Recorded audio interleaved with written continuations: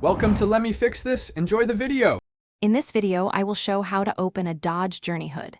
First, sit in the driver's seat and pull the interior hood release lever located beneath the dash. Next, move to the front, find and push the secondary latch at the grille, then lift the hood slightly.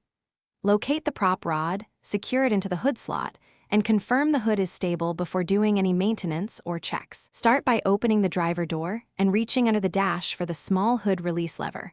Pull it with a firm motion until you hear the hood pop. Walk to the front of the vehicle and feel for the secondary safety latch beneath the center of the hood. Press or push it to release. Lift the hood gently and use the prop rod to secure it, ensuring the hood will not fall while you work. Always set the parking brake and park on level ground before opening the hood to prevent unexpected movement.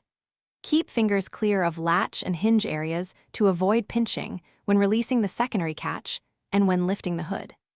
If the engine was recently running, use a flashlight to check for hot surfaces or leaking fluids, and allow the vehicle to cool if necessary before performing. Thanks for watching. If you found this helpful, don't forget to like and subscribe.